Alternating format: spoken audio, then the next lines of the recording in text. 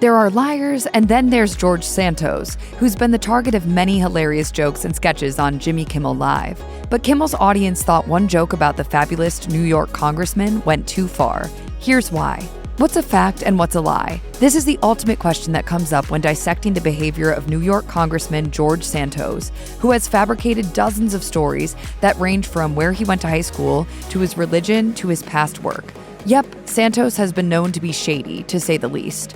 While Santos's claims have wreaked havoc in the political sphere, notable comedians have capitalized on the congressman's unbelievable tales. One such comic is Jimmy Kimmel, who frequently throws digs at various political figures. As is typical in stand-up comedy, some jokes go over well, and others, perhaps, should have required deeper probing beforehand. Well, let's just say that Kimmel's recent joke about Santos didn't quite land. First, a little backstory.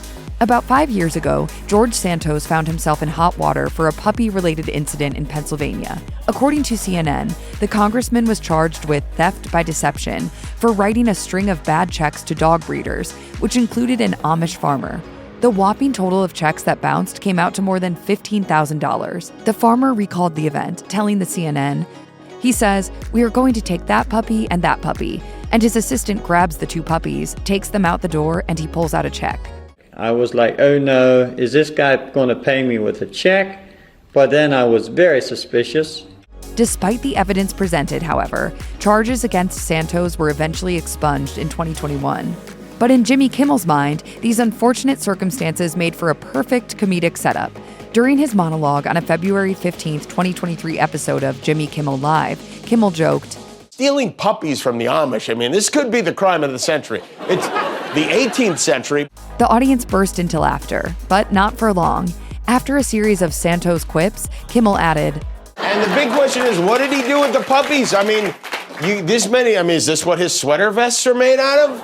The crowd collectively whimpered, clearly upset by the thought of dead puppies donning Santos's torso. Kimmel caught on fast, saying, "Don't worry, it's just a joke, guys." His most recent might have been a miss, but this is not Jimmy Kimmel's first time taking a swing at George Santos and his many lies. In January, Santos's former roommate, Gregory Maury Parker, spoke to CNN, accusing the congressman of wearing a Burberry scarf he stole from him to the January 6, 2021 Stop the Steal rally. Not one to pass up a good joke, Kimmel took a jab at Santos during a January 18, 2023 episode of his show, quipping, "Hey, what's the problem? Stealing was the theme of the rally. Of course you're gonna. The Burberry bandit is on the loose." During his interview with CNN host Anderson Cooper, Maury Parker also reiterated previous claims that Santos embezzled thousands of dollars paid in donations for a sick service dog. Kimmel joked about the allegation. He's literally a Scooby-Doo villain at this point. Taking things up a notch, the show used parody in another episode, with actor Nelson Franklin playing Santos in what turned out to be a hilarious skit. As a nod to the theft allegations, the skit sees Santos steal a wallet from a man's pocket and a scarf from a woman's neck. Whereas it's difficult to keep track of all of Santos's lies, the deeper you dig, the bolder his fabrications become.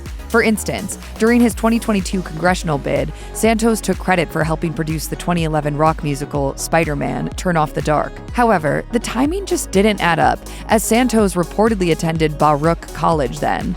In addition, the actual producers of the musical noted that he didn't play a part in the process at all.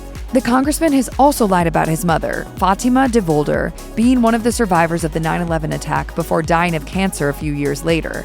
According to NBC News, DeVolder was living in Brazil at the time of the attacks and did not come to the United States until 2003. In fact, as a report in the New York Post confirms, Santos's mother actually died more than 15 years and 3 months after the attacks.